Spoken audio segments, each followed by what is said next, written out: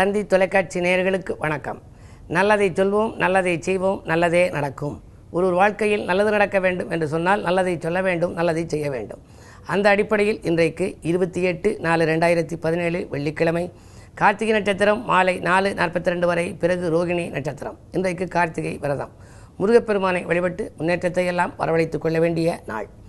இன்றைக்கு நான் உங்களுக்கு சொல்ல இருக்கிற நல்ல கருத்து, தெய்வ முத்திரைகளை பற்றி சொல்லப் போகின்றேன். தெய்வங்கள், ஒவ்வொரு தெய்வங்களையும் நீங்கள் பார்த்துருப்பீங்க. சிவனை பார்த்துருப்பீங்க, சிவன் மேல் நோக்கி கை வைத்து ஆசீர்வதிக்கிற மாதிரி இருக்கும். விஷ்ணுவை பார்த்துருப்பீங்க, அந்த விஷ்ணு கீழ் நோக்கி கை வைத்து ஆசீர்வதிப்பது போல இருக்கும். அதே நேரத்தில் ராமர் பட்டாபிஷேக படத்திலே பார்த்தால் ஒரு விரல் மட்டும் அந்த அனுமனுடைய தலையிலே தொட்டுக்கொண்டு மற்ற விரல்கள் மேல் நோக்கி இருக்கும். சரஸ்வதியை பார்த்தால் வீணை மீட்டுவது போல இருக்கும். அந்த வீணையிலே இந்த பக்கம் ஒரு கை, அந்த பக்கம் ஒரு கை, விரல்கள் அந்த நரம்பை தொட்ட விதத்திலே இருக்கும். நரசிம்ம அவதாரத்தை பார்த்தீர்கள் என்று சொன்னால் அப்படியே அந்த இரணிய சம்ஹாரத்தின் போது ஒரு கரம் எப்படி இருக்கிறது, மற்றொரு கரம் எப்படி இருக்கிறது என்பது உங்களுக்கு தெரியும். சக்கரத்தாழ்வாரை பார்த்தால் அந்த சக்கரத்தை அவர் எப்படி சுற்றி கொண்டிருக்கிறார் என்று தெரியும். இப்படியெல்லாம் நீங்கள் பார்க்கின்ற பொழுது அந்த தெய்வங்களுடைய கரங்கள் எப்படி இருக்கின்றன, அந்த கரங்களைப் போலவே உங்கள் கரங்களையும் நீங்கள் வைத்து பயிற்சி அளித்து கொண்டால், அதாவது ஆரோக்கியத்தை எல்லாம் நீங்கள் சீராக்க நினைத்தால், மன அமைதி கிடைக்க வேண்டும் என்று நினைப்பவர்களெல்லாம் அந்த தெய்வங்களுடைய முத்திரைகளை நீங்களும் வாழ்க்கையில் கடைபிடிக்க வேண்டும். தெய்வ முத்திரைகள் ஆரோக்கியத்தையும் மன அமைதியையும் நமக்கு தருகிறது என்பதை இன்றைக்கு ஆன்மீகம் உணர்ந்திருக்கின்றது. சரஸ்வதி வீணை முத்திரை. சரஸ்வதி எப்படி வீணையை மீட்டுகிற பொழுது முத்திரை இருக்கிறதோ அதே போல பத்மாசனத்திலே அமர்ந்து கொண்டு வீணை மீட்டுகிறாள். நாமும் பத்மாசனத்திலே உட்கார்ந்து கொள்ள வேண்டும். அப்படி உட்கார்ந்து கொண்டு வீணை இருப்பதாக நாம் நினைத்து கொள்ள வேண்டும். ஆனால் வீணை இல்லாமல் வீணை வாசிப்பது போல நினைத்து விரலை நகர்த்தி கொண்டே வருவதற்கு பெயர்தான் அந்த வீணை முத்திரை, சரஸ்வதிக்குரிய தேவ முத்திரை. அப்படி செய்தால் என்ன ஆகும்? படிப்பிலே நமக்கு ஆர்வம் கூடும், அறிவிலே விருத்தியாகும், மூளைக்கு சுறுசுறுப்பு கிடைக்கும், மூளைக்கு நல்ல இரத்த ஓட்டங்கள் செல்லும், மனம் ஒருமுகப்படும். இப்போ உக்கி போடுறோம் பிள்ளையார்கள் சன்னதியில். எதுக்காக உக்கி போடுறோம்?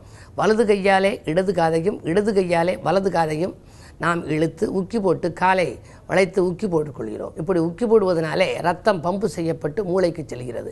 அப்படி மூளைக்கு செல்வதனாலே புதிய ரத்தங்கள் அங்கே சேர்கிறதாலே மூளை சுறுசுறுப்படைகின்றது, நினைவாற்றல் நமக்கு கிடைக்கிறது. ஆகையினாலே தான் ஆலயத்திற்கு குழந்தைகளை அழைத்து கொண்டு செல்கின்ற பொழுது அந்த பிள்ளையார் சன்னதியிலே நீ உக்கி போட்டுக் கொள்ள வேண்டும் என்று சொல்வார்கள். அதாவது தோப்பு கர்ணம் என்று சொல்வார்கள், தோப்பு கர்ணம் என்று சிலர் சொல்வார்கள்.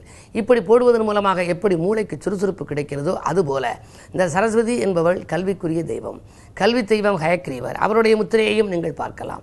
இப்படி அந்த தெய்வங்களுக்கு நீங்கள் கோவிலுக்கு செல்கின்ற பொழுது அந்த தெய்வங்கள் எந்த வடிவத்தில் இருக்கிறது, எப்படி கரங்களை வைத்திருக்கிறது என்பதை பார்க்க வேண்டும்.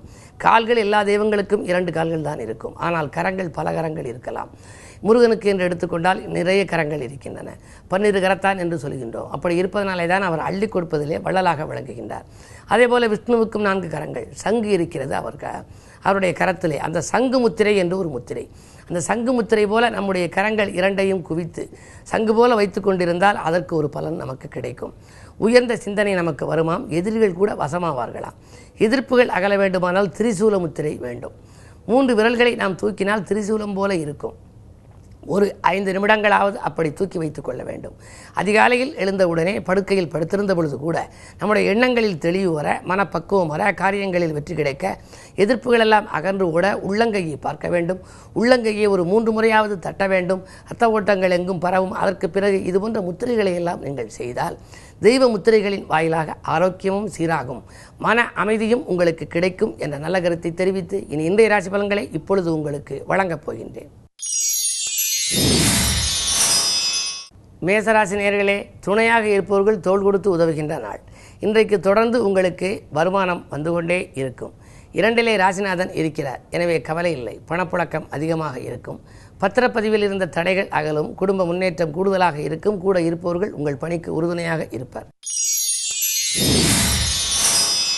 ரிஷபராசி நேயர்களே, சந்திர மங்கள யோகம் செயல்படும். இன்றைக்கு சஞ்சலங்கள் தீரும். குடும்பத்தில் சுபகாரியங்கள் நடைபெறவில்லையே என்ற கவலை அகலும். திடீர் மாற்றங்கள் நல்ல மாற்றங்களாக வந்து சேரும். பஞ்சாயத்துக்கள் கூட நல்ல முடிவுக்கு வரலாம். சனி பார்வை இருந்தாலும் கூட ஆரோக்கியம் மாற்று மருத்துவத்தால் சீராகும். மிதுனராசி நேயர்களே, உங்களுக்கு ராசிநாதன் புதனோடு சுக்கிரன் இணைந்திருக்கிறார். பிள்ளைகளால் ஒரு விரயங்கள் உண்டு. பிள்ளைகளின் கல்யாண கனவுகள் அல்லது கடல் தாண்டி படிக்கச் செல்லும் முயற்சிகள், ஏதேனும் ஒன்றிற்காக நீங்கள் செலவிடுகின்ற வாய்ப்புகள் உருவாகும். 3லே ராகு இருப்பதால் உடன்பிறப்புகள் உங்கள் குணமறிந்து நடந்து கொள்வார்கள். ஆதாயம் உங்களுக்கு கிடைக்கும் விதத்திலேயே அலைச்சலும் உண்டு. அடுத்தவர்களை விமர்சிப்பதை மட்டும் தவிர்ப்பது நல்லது.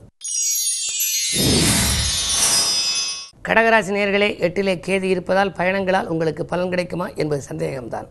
ஆரோக்கிய தொல்லையும் அதிகரிக்கலாம். மருத்துவ செலவுகள் உண்டு. 3லே குரு பகவான் வக்ர இயக்கத்தில் இருப்பதால் உத்தியோகத்தில் திடீர் மாற்றங்கள் உருவாகலாம். நீண்ட தூரத்திற்கு மாறுதல்கள் கிடைக்கலாம். இலாகா மாற்றங்கள் எதிர்பார்த்தவர்களிடையே ஒரு சிலருக்கு வந்து சேரலாம். என்ன இருந்தாலும் இன்றைக்கு கிழமை வெள்ளி என்பதால் ஆலய வழிபாட்டில், குறிப்பாக அம்பிகை வழிபாட்டில் கவனம் செலுத்துங்கள்.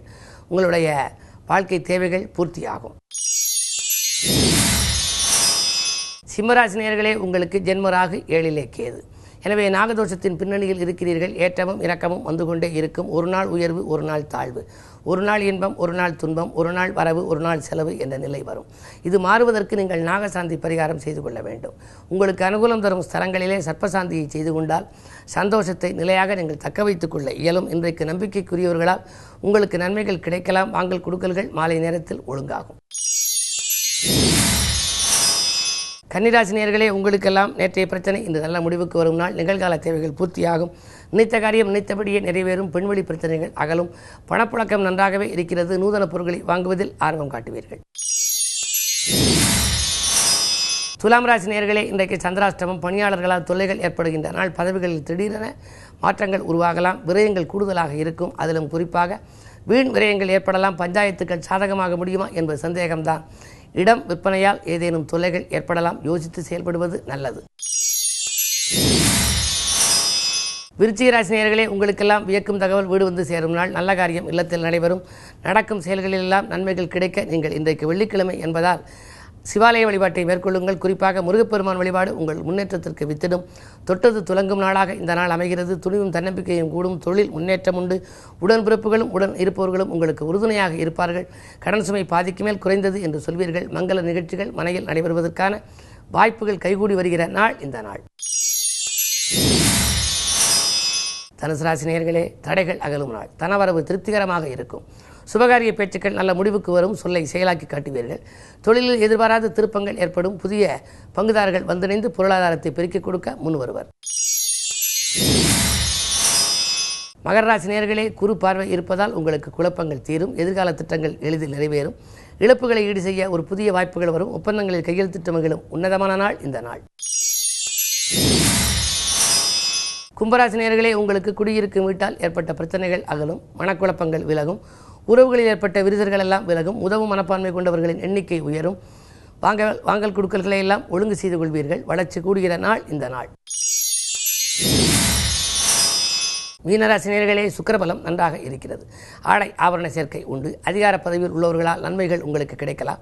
உத்தியோகத்தில் நீங்கள் எதிர்பார்த்தபடியே மாற்றங்கள் உண்டு. வீடு கட்டும் முயற்சி அல்லது வாங்கும் முயற்சியிலும் உங்களுக்கு வெற்றிகள் கிடைக்கலாம். இந்த நாளை மேலும் இனிய நாளாக நீங்கள் அமைத்துக்கொள்ள முருகப்பெருமான் வழிபாட்டை மேற்கொள்ளுங்கள். மேலும் விவரங்கள் அறிய தினத்தந்தி படியுங்கள்.